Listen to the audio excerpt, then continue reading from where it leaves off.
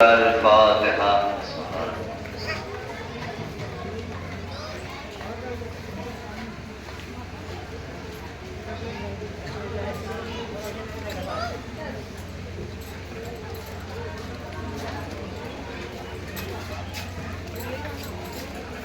لا حول ولا قوة إلا بالله العلي العظيم. أعوذ بالله من الشيطان اللعين الرجيم. بسم الله الرحمن الرحيم. الحمد لله الذي جعلنا من المتمسكين بولاية سلطان أولياء. سخنور منبر سلونی خاتم المرتبیت پیشوائے انبیاء قربت الوسطی کلمۃ الحسنی احمد الاسفیاء رکن الاولیاء امام المتقین عزت الزاہدین خیر المؤمنین لنگر آسمان و زمین عین اللہ نور اللہ باب اللہ سیف اللہ عبد اللہ اسد اللہ الغالب آغا جانم علی ابن ابی طالب.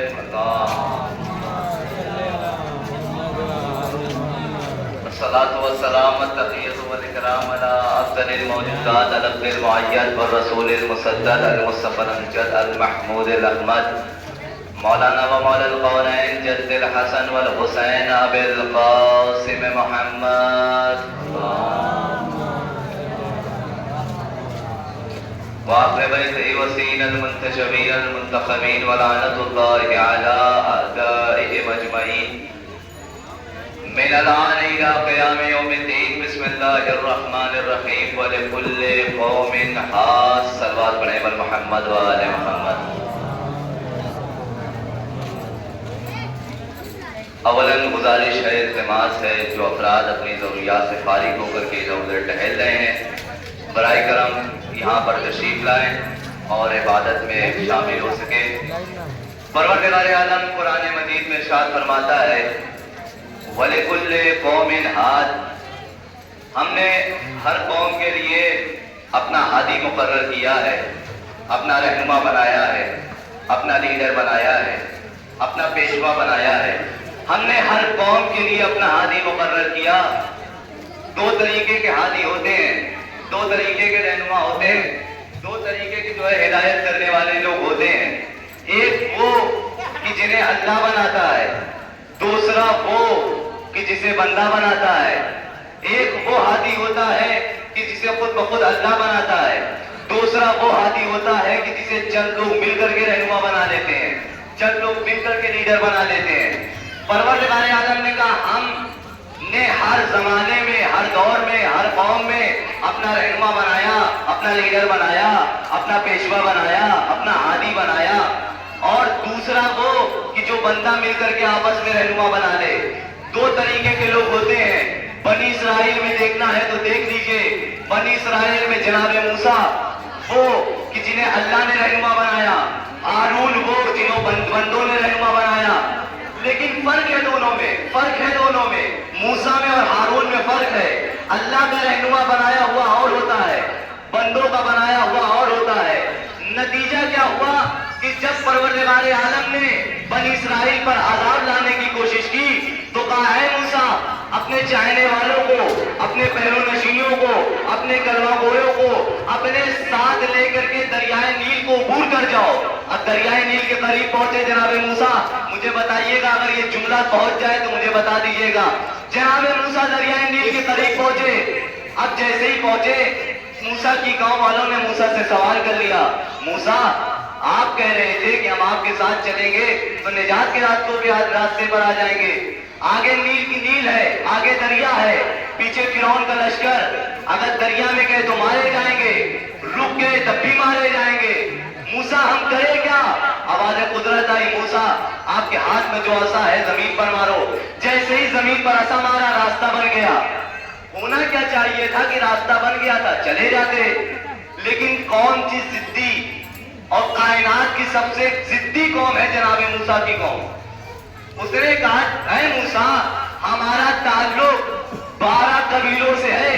توجہ دیجیے گا، ہمارا تعلق 12 قبیلوں سے ہے. ہم ایک راستے سے نہیں جائیں گے، ہمارے لیے 12 راستے بناؤ. ہر ہر راستے میں ایک دریچہ بناؤ. جناب موسیٰ نے انتظام کر دیا. اب یہاں روک کر کے ایک جملہ کہوں, جناب موسیٰ کے قوم کو, ماننے والوں کو, جناب موسیٰ کے چاہنے والوں کو یہ معلوم تھا کہ ہمارا اکیلا موسیٰ 12 قوم کو نجات دلا سکتا ہے. اب توجہ دیجیے گا, جناب موسیٰ کے چاہنے والوں کو یہ معلوم تھا کہ ہمارا اکیلا موسیٰ 12 قوم کے لوگوں کو نجات دلا سکتا ہے. تو ہم شیعوں کو کیوں نہ فخر ہو جب تمہارا ایک موسیٰ 12 قوم کو نجات دلا سکتا ہے, تو ہمارے 12 رہنما ایک قوم کو نجات کیوں نہیں دلاتے؟ جب تمہارا ایک موسیٰ 12 قوم کے لوگوں کو نجات دلا سکتا ہے, تو ہمارے ایک قوم کے نجات کو 12 رہنما کیوں نہیں دلا سکتے؟ نتیجہ یہ ہوا. اب دیکھیے گا اللہ کے بنائے ہوئے رہنما کون ہوتے ہیں, اللہ کے بنائے ہوئے لیڈر کون ہوتے ہیں, اور بندوں کا بنایا ہوا رہنما لیڈر کون ہوتا ہے. جناب موسیٰ دریائے نیل سے گزرے. اب جیسے ہی اندر گئے, دریائے نیل کو پار کر دیا, راستہ جیسے تھا ویسے ہی تھا.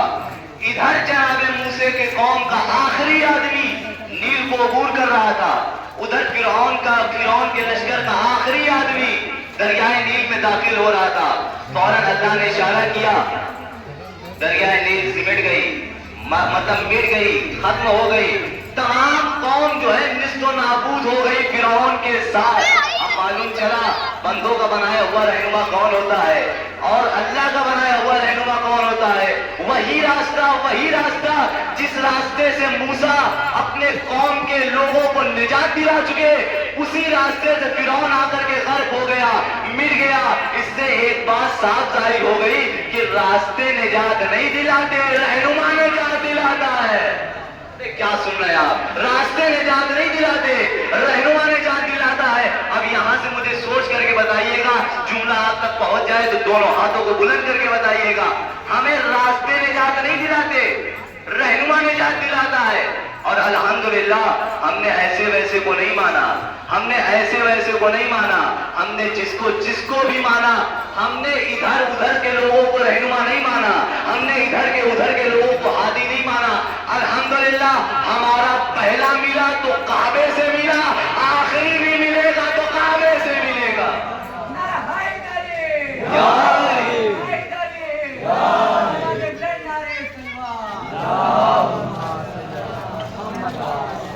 ہمارا پہلا ملا تو کعبے سے ملا, آخری ملے گا تو کعبے سے ملے گا. اب مماثلت دکھاؤں قرآن میں اور اہل بیت میں, قرآن اور اہل بیت میں کوئی فرق نہیں ہے. اب یہ جماعت کا جو ہے میرا مجمع سامنے بیٹھا ہوا ہے, جو افراد ادھر ادھر ہیں وہ بھی سن لے, اسی جگہ سے داد دے دیجیے گا.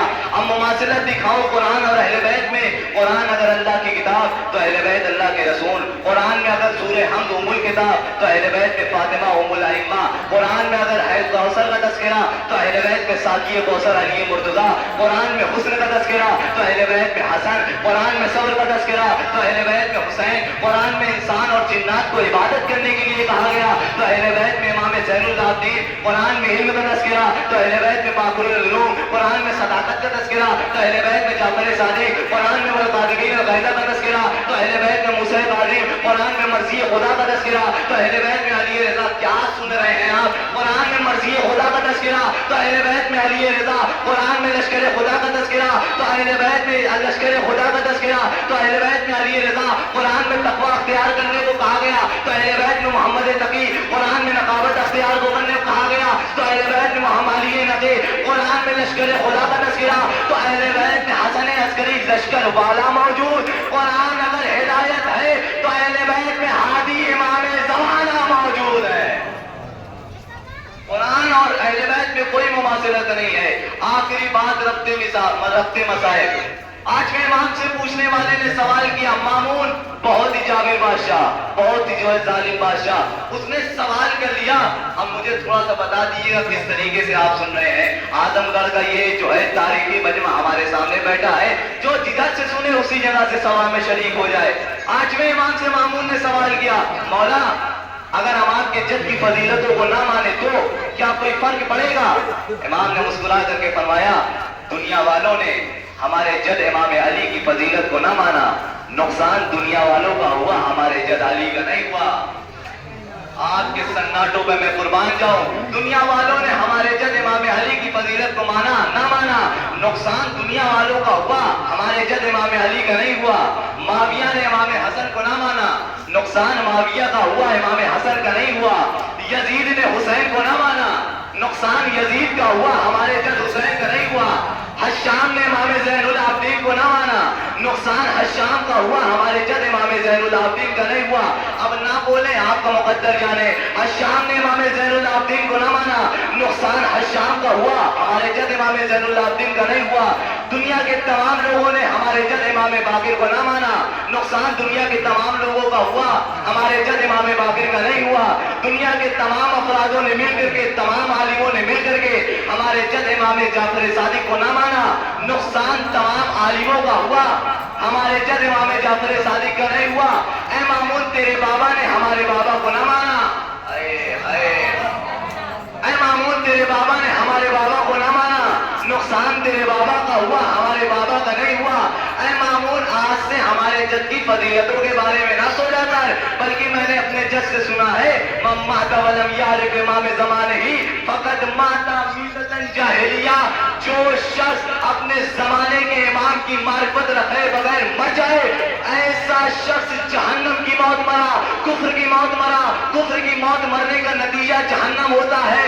اے مامون آج سے ہمارے جد امام علی کی فضیلتوں کے بارے میں نہ سوچا کر، بلکہ اپنی موت کے بارے میں سوچا کر۔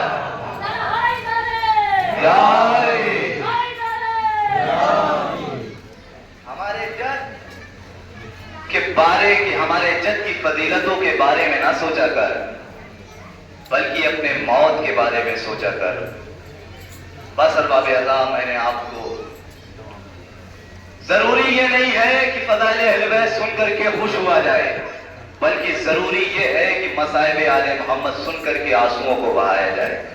کیوں؟ کیونکہ جو قرصہ لینے والی آتی ہے وہ بہت دور سے آتی ہے، بہت دور سے آتی ہے۔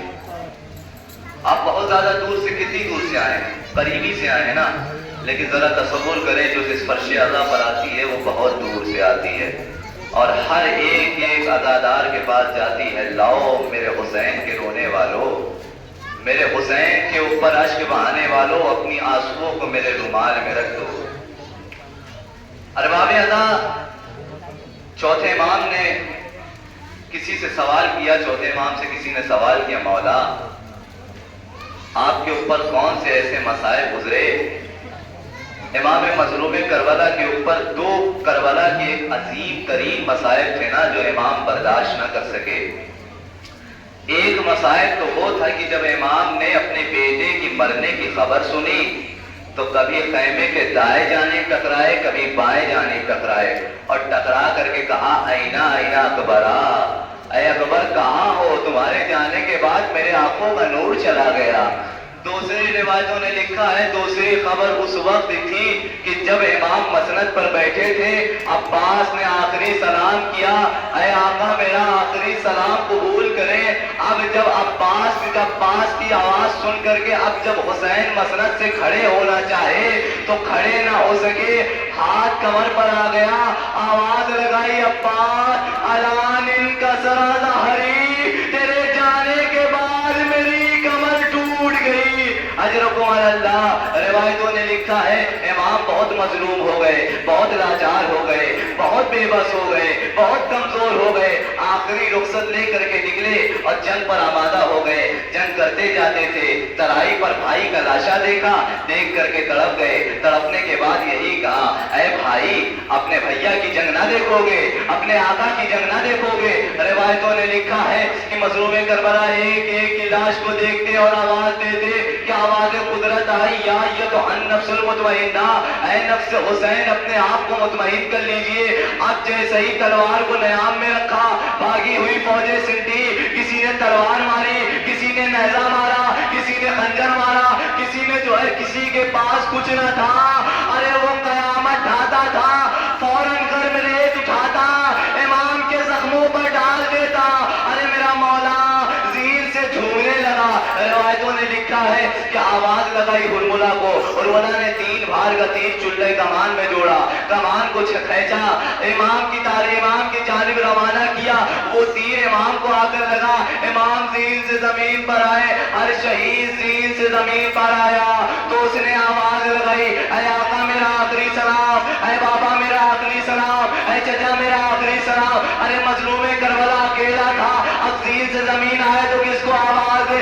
جنت البقیع کی طرف اشارہ کر کے فرمایا، اے اماں، ارے آپ نے جو وعدہ کیا تھا، ارے وفا کریے، شاید آواز آئی ہوگی، آجا میرے کربلائی لال، میری آغوش میں آجا۔ شمر خن خنجر لے کر سوار ہوا، سرو تن سے جدائی کی، سیعلم الذین ظلموا ایام منقلب ینقلبون، انا للہ و انا الیہ راجعون۔ ماتم حسین۔